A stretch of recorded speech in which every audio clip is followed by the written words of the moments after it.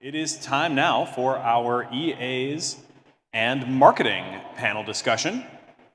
It'll be my pleasure to moderate this discussion. First, I would like to introduce Carrie Vaughn. Carrie leads marketing and growth at the Center for Effective Altruism. He has a PhD in philosophy where he specialized in applied ethics and value theory.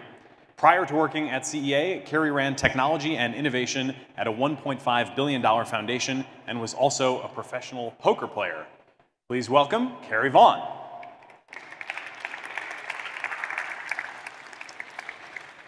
Next up is Rachel Atchison. She is the Animal Welfare Community Liaison at the New York City Mayor's Office, where she works on topics including banning wild animals in the circus, non-lethal deer management, and introducing food topics inside government. Previously, she earned a degree in philosophy and served as grassroots director for the farm animal advocacy group, the Humane League in Philadelphia, where she focused on bringing Meatless Monday to the Philadelphia School District. Later, she created the Campus Outreach Department,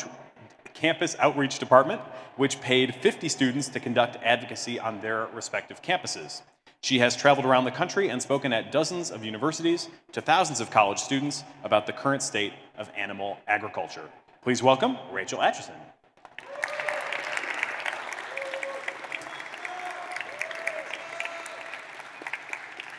And finally, please join me in welcoming Matt Johnson. He is the CMO at Give Directly, where he oversees the organization's fundraising effort. He was previously CMO at Tough Mudder, where he grew annual sales from 20 million to 120 million, and VP of Marketing at Seamless.com, where he developed and launched the company's consumer service, resulting in over 1 million users and 200 million in annual sales within 5 years. Matt has a double bachelor's in marketing and entrepreneurship from Georgetown University. Please welcome Matt Johnson.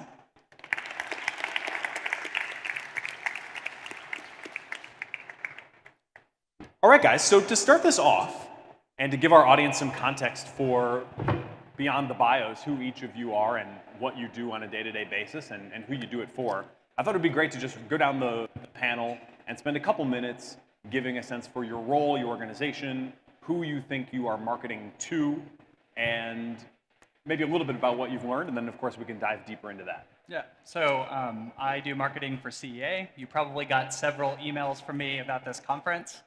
And so my audience is the EA community, and that's what I focus on.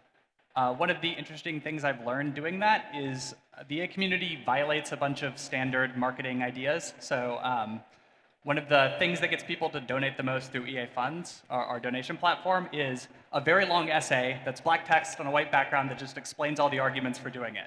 And that converts way better than anything slick, anything with fancy buttons or what have you. So that's kind of my perspective and the thing I spend my time thinking about. Awesome. Rachel? I do have a very good mic. This is great. So my name is Rachel Atchison. I'm the New York City Animal Welfare Liaison. I spent the last 5 years working directly for farm animals with the Humane League, volunteering with a lot of wonderful organizations that are present here, so groups like Animal Equality and the Humane Society of the United States as well. I have previously been marketing EA to largely the farm animal community, which is a community that is very nichely involved with effective altruism and yet is not common vernacular within the community. Now I market EA largely toward government employees, trying to get them to think more about effectiveness in their work. I get directly. I've been there for a little bit less than a year now. My background is actually in more like B2C for-profit organizations. I worked at a tech startup and then an entertainment company. And so for me, it's been a really exciting, challenging role to kind of bring the playbook that I learned in those organizations to a new sector, trying to apply it to more of a social impact role with Give Directly. All right, awesome. So I think we've got kind of two of you who have described yourselves as working in what somebody earlier described as kind of a preaching to the choir mode a little bit more, right? Where you're less maybe focused on growth and more on engagement and buy-in or commitment, let's say, among a community. Talk about that a little bit, because I do think that's quite different than where Matt is sitting, where he's maybe doing a little bit more of just kind of trying to convert people over to his organization's way of thinking in the first place? From a farm animal perspective, farm animal advocacy kind of follows the three ideas of neglectedness, scale, and tractability. And so it's very easy to see why we as effective altruists should be looking more into the realm of farm animal advocacy. And when, but yet those two communities, farm animal advocacy and effective altruists, are largely different. There's a wonderful group of people here from the San Francisco vegetarian and vegan community. We heard that cheer for you. Yes, there's several people here today. But largely those communities are separate and don't know a ton about each other. And so it is getting people interested in the other community is actually fairly easy and fun, because when you are very passionate about farm animal advocacy, you can very easily move that over to being very passionate about effectiveness, because we want to be doing the most effective things we can for animals. Yeah, I think describing what I do as preaching to the choir is kind of a nice framing. So what consistently seems to beat anything else is getting people who are interested in EA, who have that as a part of their identity, to like invite somebody else that they think would similarly find the community valuable. So for getting people to turn up to EA Global, the most powerful tactic is make it easy to refer a friend. And people do that, and other people show up. So I think that kind of like cause the most engaged people to continue to be engaged kind of approach is an approach that makes more sense for the EA community right now and for my work than like a broad-based outreach, try and cause everybody to have heard of this kind of approach, which was what I thought initially would be the right approach when I started marketing. But now it looks more like sort of preach to the choir is the right strategy. So do you think that's a function of stage, or sort of how do you make that decision? And Matt, I want to come to you in a second also, because I think you guys are at a bit of a different stage, as we said. So how do you think about when, or if ever, that change would be made where you'd start to go from the choir to, new converts, as it were? I think it's a question of stage, but I also think it's a question of the difference between marketing an idea and marketing a product. So if you market a product, what you say in the marketing copy, how you explain the product, that doesn't change the product itself. It's, if you're selling computers, it's a computer. It doesn't matter what you say about it, you still get the same thing. If you change how you market an idea, that can actually change the idea itself. So if you explain effective altruism as being only about randomized controlled trials that show which global poverty charities are best, that's what the idea becomes as you market it that way. And so part of it's that sort of unique thing about marketing ideas, where if you transmit an idea that's different than the actual thing you think is important, it's a lot easier for that to go wrong. And so I think it's more about sort of avoiding those risks that are unique to marketing ideas and less about stage or sort of other considerations. So Matt, tell us about how you segment the world, because it is a bit different, and I'm struck also that it may be a function not only of stage, but also of the sort of relative complexity, or in your case, I would think, simplicity of the idea that you're trying to get people to consider. Yeah, I think that's right. So I sort of think about it as concentric circles kind of building out from a core. So to me, a lot of the people that are in the room today that consider themselves a part of the EA community, I think are sort of our core, and the way that we've traditionally sort of messaged our product, I think speaks very well to that audience. It's very data-driven, it's very evidence-based. I think that our brand positioning at GiveDirectly is just highly aligned with this community, which is terrific. This is a really exciting community to be a part of. And then it's interesting because on other panels that I've been listening to today, and all of EA is a little bit new to me. I've been working in the space for a little bit less than a year now, and it's been interesting to hear so many people talking about what is to me a bit of a jump out from that core, and talking about how people should be giving up their lattes, and that instead of doing that, they can save lives. And I think objectively that makes a lot of sense to me, but I think as a messaging tactic, I'm skeptical of it. I think it's potentially sort of patronizing, and it's just a difficult argument to make. And so for me, like, kind of, that's the third ring, and there's a middle way, but until you're trying to, or before you're trying to sort of convert people who don't give to charity right now to start thinking about, hey, I should give to charity, and maybe effective altruism charities like Give Directly are the right vehicle through which I sort of start doing that. I think there's a huge market of people who, and organizations, people, governments that are giving money to charity right now, but just giving it to what I think a lot of us here think are less effective charities than EA charities. And so for me, we do a lot of marketing to the core, and then we're now starting to explore what it means to market to the next concentric circle outside of that, which is, in our world, the poverty intervention world, it's a $130 billion a year market.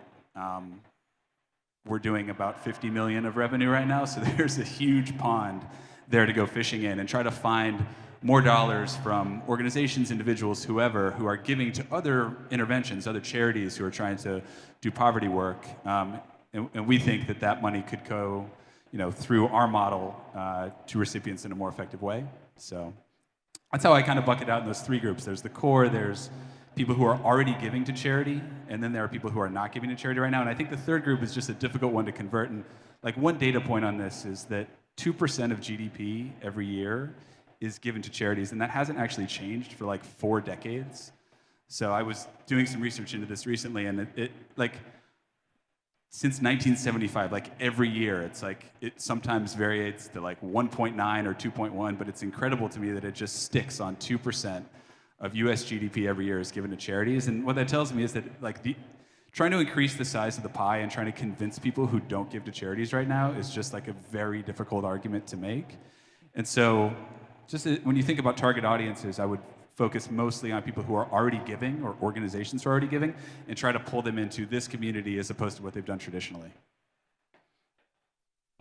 I think that's interesting, and I would love to kind of push you a little bit more to just tell us, like, what have you found is working best to get those people to understand that they can have a better impact if they will change their behavior? Yeah, it's a tough question. I mean, I've been doing this for less than a year. I think we're still very much in the phase of kind of experimenting and throwing lots of things up on the wall and seeing what sticks. One of the other things I've been learning lately by doing some strategic research is that for most organizations that get to 50 million, $100 million of revenue, they kind of specialize in one thing. They become very, very good at one thing and then just scale that.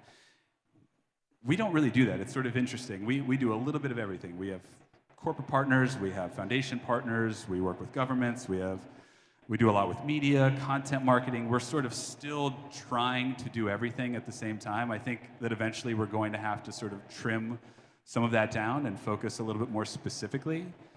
But the truth is that to date, like, we've had some success across just about every channel we've tried to jump into. I think the government one and sort of working with multinational organizations is one where we haven't had like super tangible results yet, but we're seeing a lot of progress, and we just know that we need to have a lot of patience in that world and wait for these organizations to sort of come around to understanding what we do. So as far as like the how-to goes, that like this works but that doesn't, I think we're still learning. And I mean, I could get into more tactical specific stuff, but for now, at least across like big marketing themes, we're still, I think, experimenting and trying a little bit of everything to see where we have success and where we have less success. In a sense, that may be a sign of a truly great idea, that it sort of seems to work with a very wide variety of audiences. There's no question that my job is made a lot easier, perhaps because our model is very buzzy, it's easy to talk about, it makes for a great headline. We get a lot of media just around the idea of like, hey, giving free cash to people, and like whether that takes the form factor of a lump sum payment, or we're now doing a lot with basic income and things like that. Soon we'll be doing work with like refugees. And so whenever you talk about giving free cash to folks, the media, I think, kind of picks up on that, and that does make a lot of things for me much easier. Rachel, I want to go to some of your earlier experience. You said that these days you're kind of more focused on people who are already engaged with the message, but I can't imagine much that I would think would be more difficult from a marketing perspective than trying to change what kids eat for lunch in schools. And that's certainly an audience that was not thinking about your message before you showed up. I don't know if you guys could hear backstage, but Spencer Greenberg was just on stage and told us that overwhelmingly 99% of a survey that he did believe that animals feel pain. So there is some sort of common ground, it seems, with the population. But what has your experience been like when you have tried to reach out to that third circle of people who are not engaged at all Yeah. with your message? So thankfully, I have a very catch-all title. I'm the animal welfare liaison. So that includes everything from small casework, like I was working with an NYPD detective to apprehend someone who had stolen a bunny from the animal shelter, up to policy work. So I'm working on a proposal around decreasing the amount of dog bites in New York City.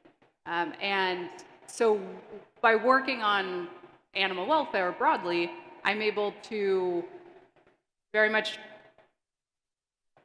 pull people's heartstrings that they already know, that they already have a relationship with. I work on animals, and people know me as that animal person, and for the most part, everyone loves animals. I have the easiest job in many ways because marketing animals, when you have the imagery of a puppy or a kitten, is very, very simple. And so when I bring in that third layer of, well, let's expand our circle of compassion to include farm animals, then what does that look like in a city setting? Well, that looks like, what do we have on our plate? It does get a little tricky. The good news is there are so many other reasons to be thinking about what we have on our plate. So it's not just animals, but it's the environment. Number one cause of global warming. It's animal agriculture. It's plant-based diets used as preventative medicine. So how do we reverse type 2 diabetes and obesity, heart disease? We can address these issues using plant-based diets, using the lens of looking at animal agriculture. And so it's not as if I am pushing a lot of the ideas of food around animals. Instead, I'm marketing to the respective parties. So if I have someone who is very interested in public health, then I'm going to be bringing up the fact that this is a public health concern. It just also happens to be a farm animal concern, and you can get a lot of things done by looking at it from a holistic lens. One thing that I heard you say there that I wanted to give each of you guys a chance to talk about a little bit was just the concept of images, or sort of, emotional appeals. I forget who it was earlier today, but somebody said that, it would be great if we were all as emotionally engaged with statistics as we are with stories, but that's just not who we are as people. Stories just work much better. So, Carrie, I don't know if that's been your experience, but I'd love to hear kind of from each of you a little bit more on storytelling as it fits into your marketing work. Yeah, so that hasn't been my experience, which is interesting because that's kind of what you'd expect at the outset. And actually, an experience that I have, which is maybe different than the one Matt has, is I haven't found that outreach to people already donating money is particularly effective in the EA community. In fact, it's almost easier to talk about EA to somebody who's like scientific or mathematically inclined and just sort of give them the arguments for why this is an effective thing to do. And then that seems much more likely to cause a sort of flip from, I don't care about charity at all, to like, this is an important part of my identity. And I think that's because when you're already donating, EA is not a very nice message to hear, because in a lot of cases it's going to say the thing you were donating to wasn't worth giving to, and people don't like to hear that. So it's a lot easier to talk to people who haven't already thought about charity but have the sort of mathematical background to sort of get the arguments. And then the other thing that I found is emotional appeals don't really seem to work. Like I said, the best copy for getting somebody to donate to EA Fund is a 5 to 10 page article that I wrote about all the arguments for why you should do it, and that works really well. And so I think that's just that EA is attracting a particular kind of person who violates a bunch of the existing marketing stereotypes and sort of marketing wisdom, and you have to kind of adapt what you do on the basis of how that audience is different. It's also, I think, just the thing that is a differentiator about EA from any of 1,000 other charities you've heard of or ads you've seen is that we seem to care about the reasons and the arguments and the numbers in a way that people usually don't. So that's kind of a way to break through the noise, which is why I think it works in our case. Rachel, before you answer, I would just say now is also a great time to submit questions through the Bizzabo app or at sf.eaglobal.org/polls, and I'll do my best to check questions as they come in and surface them. So, Rachel, go ahead. So in terms of images being important, who here, question for the audience, who here has seen the animal equality virtual reality? Raise your hands if you have. Okay, so that's a pretty significant group. I'd say probably 50% of you have. By this time tomorrow, I hope the rest of you do. Those images are very useful for getting at kind of our emotional appeal. And yet, at the same time, coupled with the information that the scale of the problem, I think, makes a kind of perfect marketing of a cause. And Animal Equality has done very, very well at that with their virtual reality technology. So I think using images for the farm animal space has been great and has really propelled us forward. Using images in the effective altruism space is definitely harder. I have a Twitter account that I try and promote as much around effective altruism as I can, very sparingly because that is my marketing strategy on my Twitter platform in general.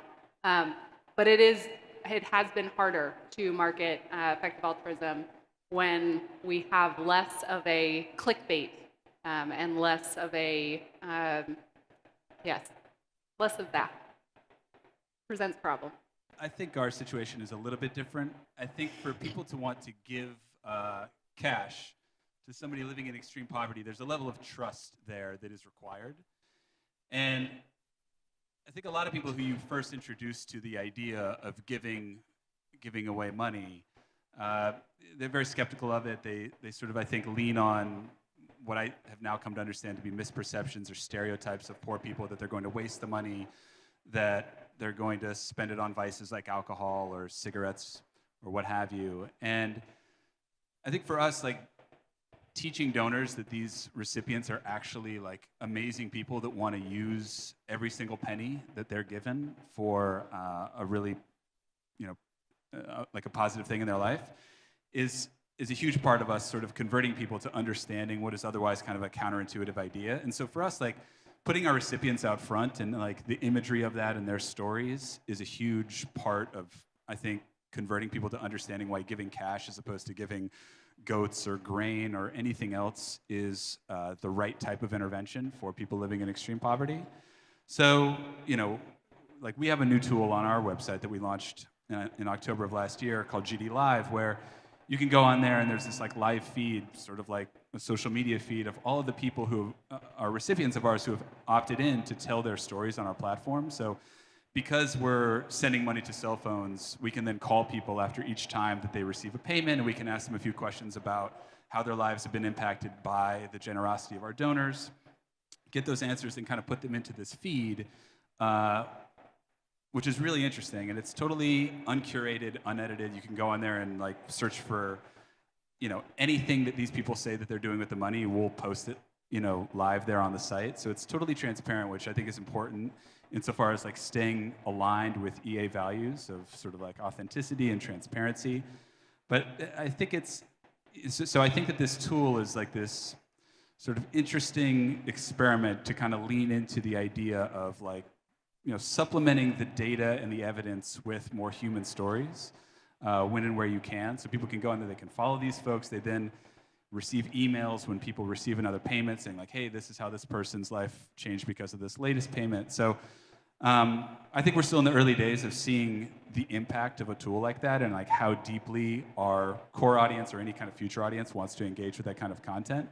But we're really bullish on experimenting with that and trying to make the story of our recipients more at the forefront of our marketing messages.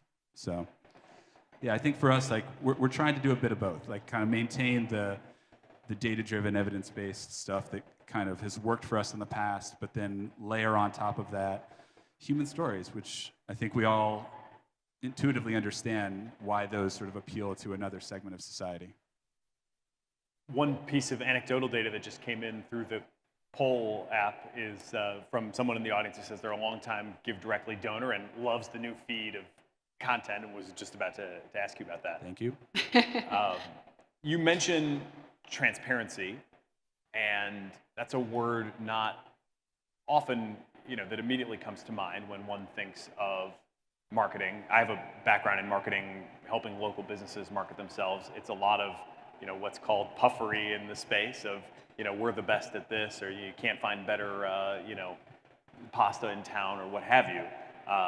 And in my world, nobody really questions whether that's factually true or not. It's sort of seen as acceptable or just normal, commonplace practice in marketing to say things that are not exactly true, but you get the point.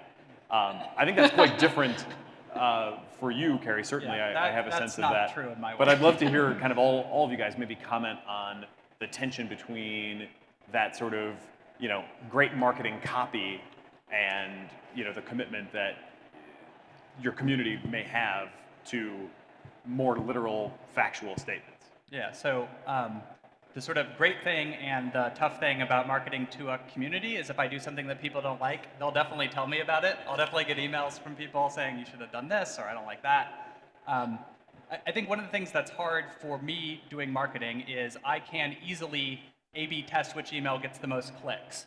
But saying something which is misleading, even something which is technically true but gives you like an impression that isn't exactly right, has long-term costs that are really hard to find and to see. So it makes people trust you less. It means that they trust other information, you give them a little less, and so on. And so the thing that I'm always trying to do is sort of weigh the sort of data-driven, here's what works approach against the, but there might be long-term downsides to doing something which isn't exactly accurate. Also, fortunately, the thing I found is just like say the things that you think are true, and that tends to work better even if you only care about marketing, at least with this community. Can you elaborate a little bit more? Well, I'm not sure what you have seemingly a number of different audiences, as you said. I think there's a spectrum probably of kind of the restaurant going public on the one hand that doesn't get too up in arms when somebody claims to have the best pizza. And then there's the EA core community, the people that are here today who have a very strong commitment to factual accuracy, transparency, and ultimately truth, I think is really what people care about most.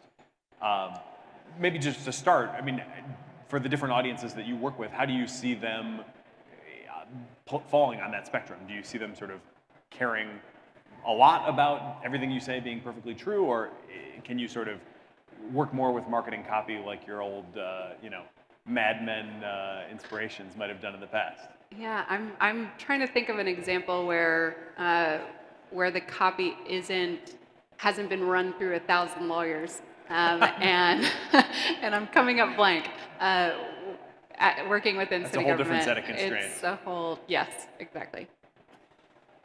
Yeah, I would say we actually have a very similar situation at GiveDirectly, and it's been fascinating for me coming from the for-profit world and working in the B2C space for so many years and being able to kind of write my own marketing copy and know that it was punchy and exciting and good and maybe traded in hyperbole and exaggeration a little bit, but I knew it was going to land. And since I started working GiveDirectly, I've had to completely unlearn all of those habits and almost, my first instinct on anything from a messaging perspective was to say like, okay, what would I have done in a previous life? Now let's do the exact opposite. And let's just be completely cold and factual and objective in the way that I'm talking about what we're doing. And it's actually great. Like, it's completely liberating as a communicator to just be able to just tell it like it is, not feel like I have to put any spin on things. So I don't know if there was just like this latent thing in me that like wanted to communicate this way, and now I'm just excited that I finally get to tap into that. But like,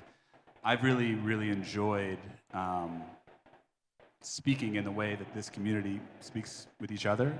And I think, look, GiveDirectly had a brand positioning long before I got there that was, militant about being super factual about everything and being extremely objective. And I sort of see my role as just continuing that. Something very interesting about the kind of trade-offs that we're hearing between, punchier copy that may sort of get the emails opened more and may get more clicks, but then sort of have an eroding effect in terms of overall community trust. There seems to be sort of a profound lesson there. In flying, they say you want to always have both the instruments and sort of an eye on the horizon. And if you're only working with one at any given time, like, that's when you can really start to get into trouble. I wonder if you think of, I mean, maybe you could give some sort of examples of that, or a little bit more intuition for the trade-offs that you face. But then also wondering, as you think about just kind of doing good in the world more broadly, is there a lesson to be sort of abstracted up from our marketing efforts to say, we can't always follow the data immediately because sometimes it doesn't really think about the long run as much. Yeah, so I think this also kind of parallels the sort of using emotional appeals or images in your marketing question. I think you can be misleading, you can use emotional appeals to get people to do a single thing now, but if you want people to do a big thing over the course of their lives, I think arguments are just way more powerful for doing that. I think it's reasonably hard to change somebody's general outlook on life or what, sort of how they're orienting their life with images, even really good ones. So I think it just turns out to be better to focus a bit on the long run. In terms of the kinds of trade-offs that I think about, we have a buzzword at CA which we call fractal clarity. So a fractal is the same at whatever level of analysis you look at it. And we want the copy to give you a clear, accurate sense of what we're trying to communicate at whatever level you read it at. So if you just read the headline, if you skim it, if you read it in detail, if you read it in detail in all the footnotes. So the kinds of trade-offs I think about is, turns out that the subject line, EA Global applications are now open, tests better than EA Global applications are open. But now open gives you a sense that they just opened when they opened months ago. And so that violates fractal clarity. That doesn't give you a clear, accurate sense of what's actually going on, and that's slightly misleading. So that's the kind of trade-offs that I find myself making in sort of day-to-day operations. Anything to add? Okay. One thing that I think this audience might find useful, I think there's a lot of people here who are in kind of moments of transition. They're maybe open to new opportunities right now in their own careers and their own efforts to make an impact on the world, or they are starting an organization and they're trying to figure out how to kind of gain traction with it and how to tell their stories. What do you think is maybe some advice you could give in terms of kind of elevator pitch or sort of condensing that message down to something that is powerful, but still retaining, ideally, fractal clarity? For marketing pitch for EA? Well, that actually was one of the questions, is how would you do that for EA? But then maybe also some advice to people who are doing kind of specific projects within the broader sphere of EA that they want to be able to meet someone in the atrium and say, hey, here's what I do, and make that stick. Yeah. So I don't have a good answer to this, but I can give something quickly. So I wouldn't try and make an indiscriminate elevator pitch. I think basically the goal is figure out how the other person understands the world, and then figure out how to communicate your thing in the way that will best connect with how they think the world works, or their understanding. So I think in general, sort of indiscriminate pitching doesn't seem to work, and you need to kind of understand the person you're talking to in a lot of detail to have what you care about make sense. But if other people have sort of more elevator pitchy approaches, I'd be interested in hearing it. Yeah, I do think us as EAs reading more books like How to Win Friends and Influence People by Dale Carnegie. I think that is a good way for us to learn how to better market EA. Overall, being things like being more approachable, more friendly. Those are just kind of those common sense ideas around marketing EA that we need to be doing more of as a community. Yeah, so I think maybe one simple way to think about that, if you're in the position that we're talking about, is I think a lot of people want to talk about what they're doing, or maybe even how it works. But from a storytelling perspective, I think talking about why you're doing what you're doing is a really powerful lens through which to try to communicate. So building a story, a genesis story for your thing that you're trying to get started around, like why you care about it, why you're doing it, and why it's going to make an impact, I think is a good way to think about it. I'm just finally getting a whole bunch of questions to load here, so scanning through them. One that I think might be interesting is, what are the biggest mistakes that each of you have made in EA marketing? Somebody wants to learn from your mistakes rather than having to repeat them. I will jump in as what mistakes. So I was a part of the Washington D.C. Effective Altruism group. We had meetups, very similar to every other city. We had meetups a couple times a month. And I think one way that we failed initially is having a lot of those meetups just be in individual people's houses. And that was not the most conducive for new people coming out to events. That was something that we now try and alternate. We had tried to kind of go back and forth. That was the glaring thing that came to mind. I'll jump back in again.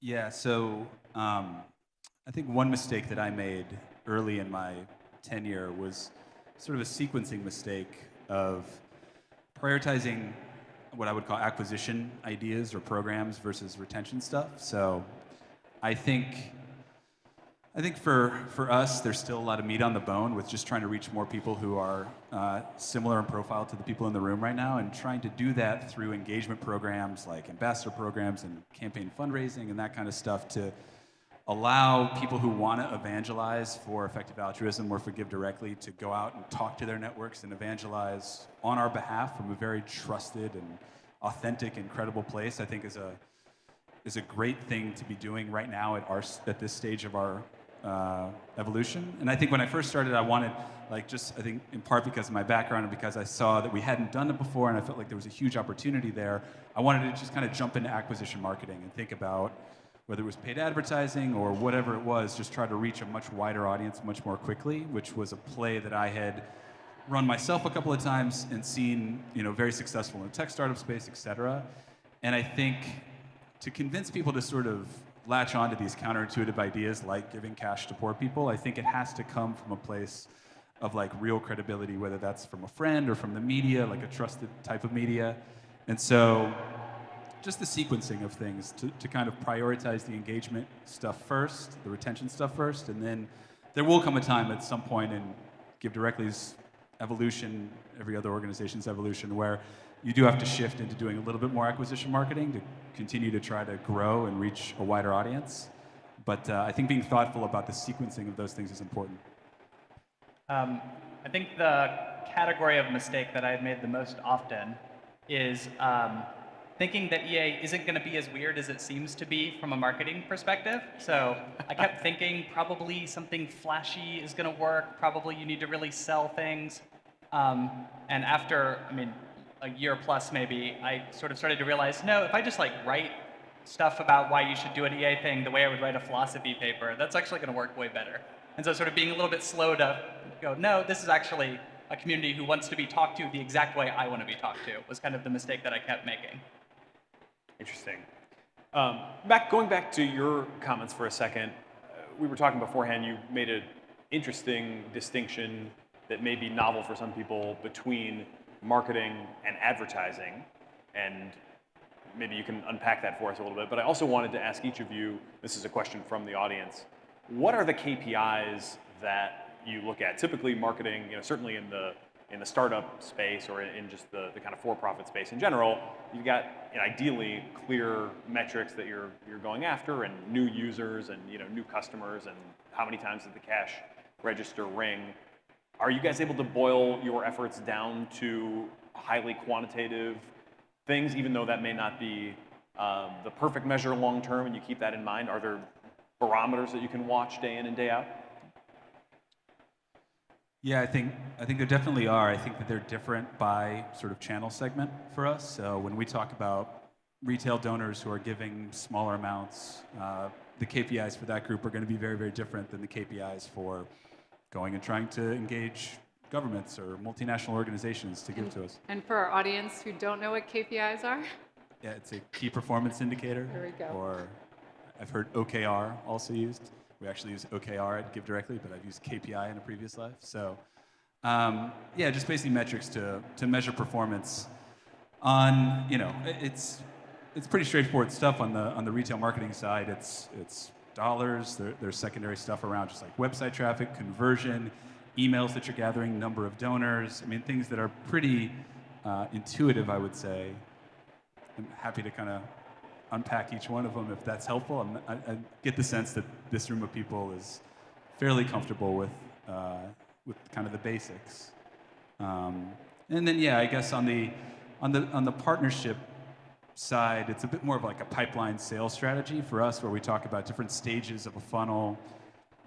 Top of the funnel, creating new leads, and then kind of pushing people down towards engaging with us more deeply, negotiating, and then converting, whether that be a foundation or a corporate partner or a high net worth individual, whatever it is.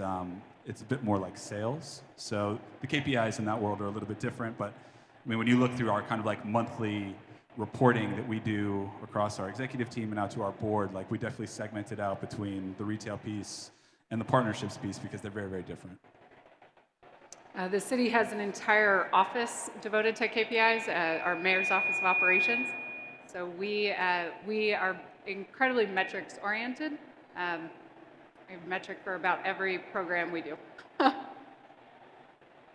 So I find KPIs in general to be more difficult in EA than would be nice.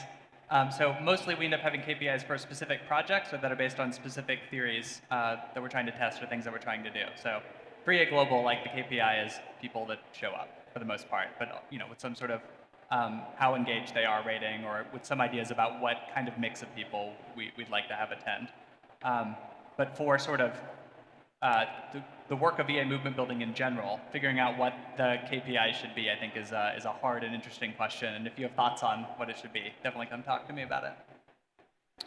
We are almost out of time, but a couple of last interesting questions came in that I want to get your guys' take on. One, very practically, how can somebody prepare for a career in marketing within the EA space? What skills would you recommend? Any ideas about where or how to go about getting those skills? Anything else you would add?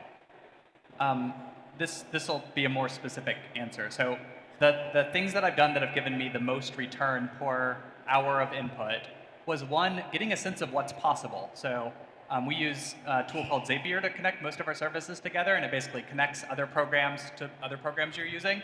And I just sort of read through every single thing that connected to that, because those are tools that I could easily use if I have a problem. And I frequently find myself going, oh, I have a problem. I remember a thing I read about 6 months ago that's designed to solve exactly that problem. And that turns out to be extremely helpful. And then there's a service called Upwork where you can hire freelancers to do specific projects. That's like a superpower if you're good at that. You can just have people doing a bunch of things that would take you a lot of time to do.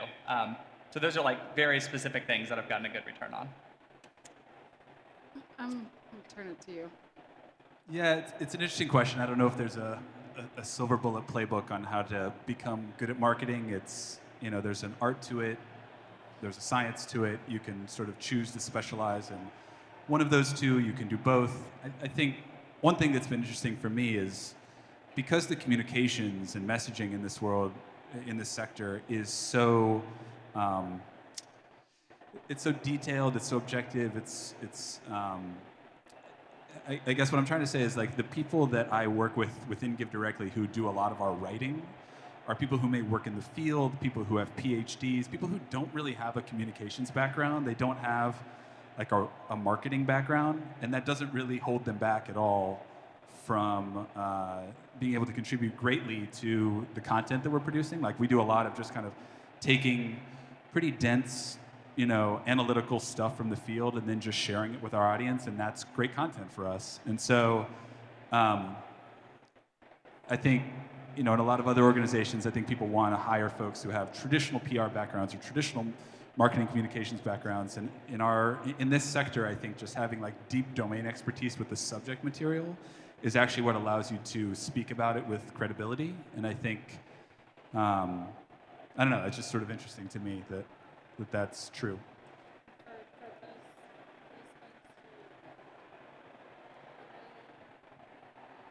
Try the handheld. For those folks who are not exactly looking to get into marketing as a career, but are looking to market EA more generally, I do think that we as a community need to become a little bit more approachable about some of these issues, and in some ways not take ourselves so seriously. I know that we are a community dedicated to maximizing impact, but that can come at a cost when we appear a certain way to the other side. So when marketing EA, urge everyone to become as approachable as possible. We're all trying to make the world a better place, and that is an incredibly applaudable effort that I think can be easily translated. So I think great jumping off point for what I think unfortunately will have to be our last question, which is, have you ever done anything or considered doing anything, or would you consider doing things that are sort of provocative or attention grabbing or just funny, or kind of otherwise outside the, what might be called the informational theory of marketing, of like, if we just give people the information, then they can make their own choices? Carrie, I suspect I know what you'll say, but you might surprise me. I think funny might be okay, but I wouldn't do the other things. And that's because I think reputation is really important, especially if you want to build a large, thriving community that'll last long into the future. And doing things that are provocative, I think, can have these long-term negative effects that you don't appreciate. So, like one seemingly very mild example that still has paying negative dividends now is the initial conversation around earning to give and what it meant. I think the ADK folks had correctly realized that they had a really compelling story, which is these people are going to work on Wall Street, make a bunch of money, and use that to help improve the world. That's super interesting. But even today, years later, people are still very confused about what earning to give is, and they think EA is the finance people who are donating money. And so I think that just paid this negative cost over time that was really hard to see at the outset. So I think you should just be very risk averse about not just presenting the message in as much nuance as you can reasonably communicate it.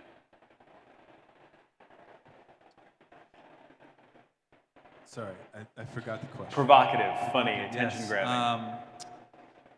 It's really interesting. I think going back to even when I was interviewing to work at GiveDirectly was something that we were talking a lot about, was the idea that we could create some attention by choosing a nemesis within the sector, trying to create some controversy, try to pick a fight, so to speak, and to talk about how ineffective or inefficient other things were versus our model, which we think is extremely elegant. I think every time we've talked about it, we've ended up kind of walking back from the ledge a little bit. I think I agree with Carrie's comments that I think it's a little bit of a race to the bottom around pushing a negative narrative like that, and sort of doing the mudslinging thing, which I think damages relationships over time and sort of puts you in a very difficult position to build a positive inspirational movement for the long term. I think it probably does have short-term benefits in terms of just creating attention, and controversy creates drama and eyeballs, but I think that the risks are real around kind of taking that as a messaging strategy, and so we've consistently sort of like shied away from it. I think that's a good cautionary note for our audience. We'll have to leave it there. Carrie Vaughn, Rachel Atchison, and Matt Johnson, thank you so much for a great discussion.